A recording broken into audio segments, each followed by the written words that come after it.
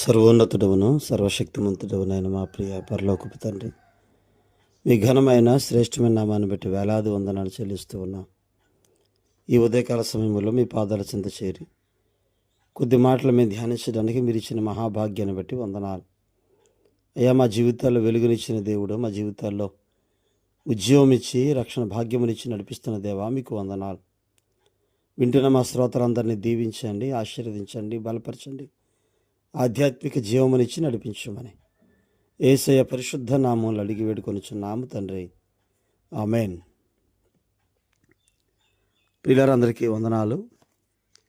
యోహాను సువార్తలోని కొన్ని ధ్యానాంశాలు మనం ధ్యానం చేద్దామండి.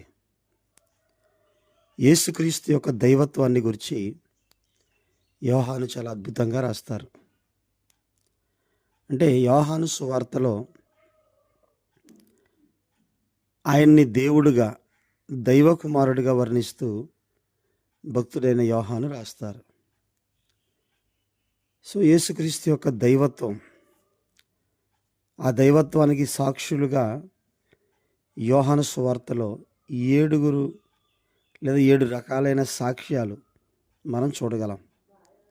His deity is witnessed by 7 verses or 7 titles.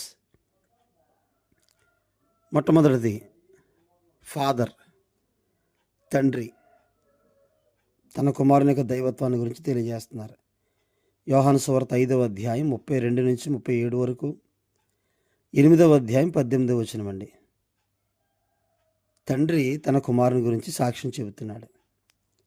రెండవది కుమారుడే కుమారుని గురించి సాక్ష్యం చెబుతున్నాడు. యోహాను సువార్త 8వ అధ్యాయం 14వ వచనం, 18వ అధ్యాయం 37వ వచనం అండి. అలాగే మూడవది పరిశుద్ధాత్ముడు, హోలీ స్పిరిట్. యోహాను సువార్త 15వ అధ్యాయం 26వ వచనం, 16వ అధ్యాయం 13 నుండి 15 వచనాలు. 4 రిటన్ వర్డ్, రాయబడిన వాక్యం అనగా దైవ లేఖనము కూడా ఆయన దేవుడు అని సాక్ష్యం చెబుతున్నాయి. 1వ అధ్యాయం 45వ వచనం, 5వ అధ్యాయం 39 నుండి 46 వచనాలు యోహాను సువార్త. ఇక 5వది ఆయన చేసిన క్రియలు, హిజ్ వర్క్స్.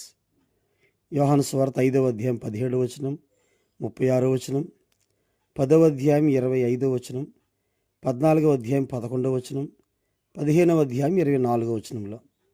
అంటే ఆయన చేసిన క్రియలు ఆయన దేవుడని నిరూపిస్తున్నాయి. 6వది జాన్ ది బాప్టిస్ట్, బాప్తిసం ఇచ్చే యోహాను. యోహాను సువార్త 1వ అధ్యాయం 7వ వచనం, 5వ అధ్యాయం 32 నుంచి 35 వరకు. ఆయన దేవుడు అని యోహాను సాక్ష్యమిస్తున్నాడు. బాప్తిసం ఇచ్చే యోహాను ఆయన గురించి చెప్పడానికి సాక్షిగా వచ్చానంటాడు యోహాను. అలాగే 7వది డిసైపుల్స్, యేసు ప్రభు వారి యొక్క శిష్యులు. యోహాను సువార్త 15వ అధ్యాయం 27వ వచనం, 19వ అధ్యాయం 35వ వచనం, 21వ అధ్యాయం 24వ వచనం. ఇలా అంటే బైబిల్లో చాలా సాక్ష్యాలు ఉన్నాయి, కానీ ముఖ్యంగా యోహాను సువార్తలో యేసు ప్రభు వారి యొక్క దైవత్వాన్ని వీరు అంటే 7 కూడా సాక్ష్యం చెప్పినట్టుగా మనం చూస్తాం. తండ్రి, కుమారుడు, పరిశుద్ధాత్ముడు, వ్రాయబడిన వాక్యం, ఆయన క్రియలు, బాప్తిసమిచ్చే యోహాను, ఆయన శిష్యులు. ఇలా 7 రకాలైన సాక్ష్యాలు ఆయన దేవుడని నిరూపిస్తూ ఉన్నాయి. కాబట్టి మనం కూడా ఆయన దేవుడు అని ఈ 7 విషయాలు మనం ధ్యానం చేసి, రాసుకొని ధ్యానం చేసి, ఆయన నిజమైన దేవుడని గుర్తించి ఆయన్నే మనం ఆరాధన చేయడానికి మనం సిద్ధపరచుకుందాం. దేవుడు తన మాటలు దీవించునుగాక. ఆమేన్.